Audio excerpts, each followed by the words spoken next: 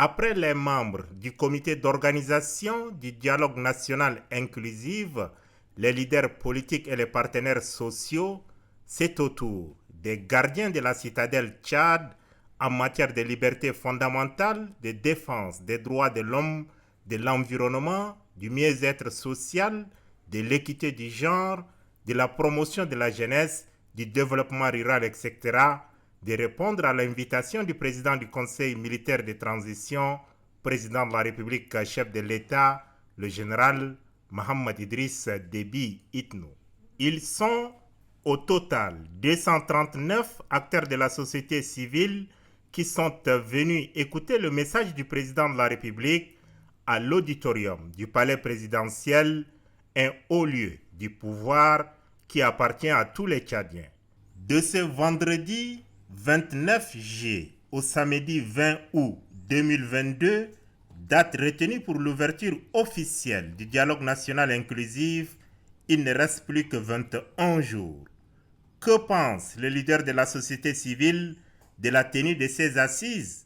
Les langues se sont déliées et les attentes des différents regroupements de la société civile ont été exprimées avec force et détail au président du Conseil militaire de transition, le général Mohamed Idriss Déby Itno, par Denenoudji Robertine de la CELIAF, Galmaï Moussa du réseau des personnes handicapées du Tchad, Mohamed Diga Dimbay de la CACIDO et Abakar Alamine Dangaya du Conseil national de la jeunesse du Tchad.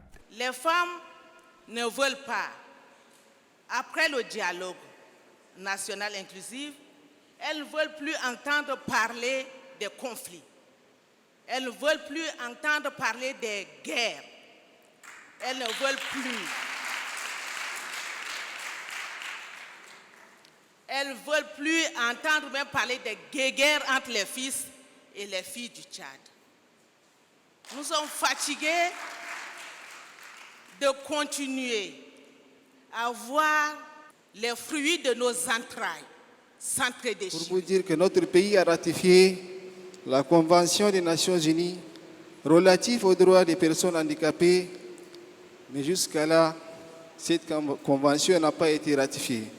S'agissant d'intégration à la fonction publique, nous avons déposé des dossiers.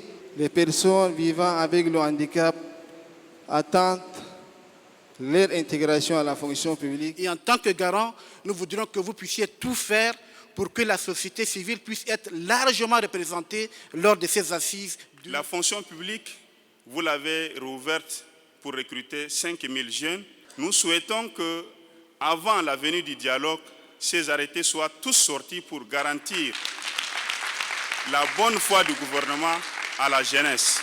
Le prochain problème de notre pays par rapport à la paix, ce n'est pas le problème des acteurs politiques, parce qu'ils ont beaucoup fait souffrir déjà le Tchad. Ce n'est pas le problème des politico-militaires, c'est le problème de la jeunesse. Il faut que la jeunesse ait des solutions à ces problèmes. Et pour cela, il y va de soi que sa participation au dialogue national inclusif soit vraiment majoritaire. Dans un discours de 6 pages, constitué très exactement de 1533 mots, le chef de l'État s'est adressé aux responsables de la société civile dans un langage franc, sincère et direct.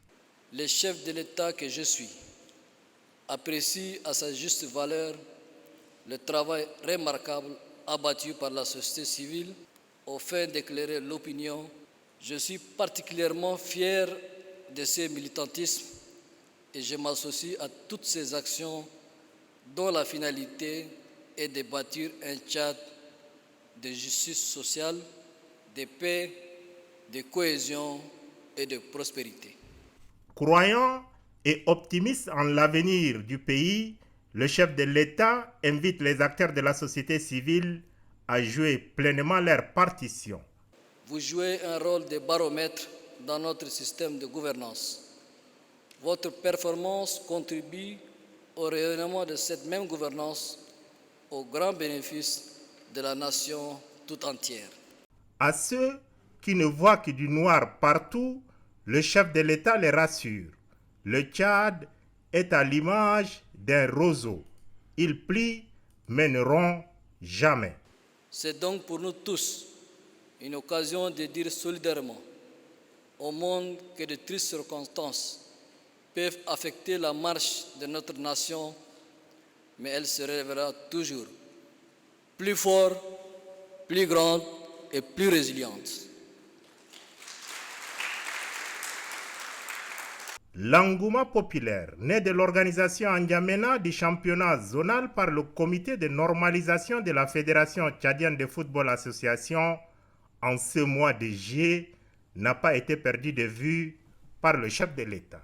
La ferveur dans les stades de Paris-Congo, de Duguel et les provinces me laisse sans voix et me conforte dans ce choix porté à dessein pour le sport. J'ai été émerveillé par l'engouement à travers le pays. Le ballon rond était fédérateur. Le lundi 1er août, ça sera le tour des chefs traditionnels et les personnes ressources d'être consultés par le président du Conseil militaire de transition, président de la République, chef de l'État, le général Mamad Idriss Déby Itno. Suivront enfin le 2 et 3 août le Conseil national de transition et les religieux.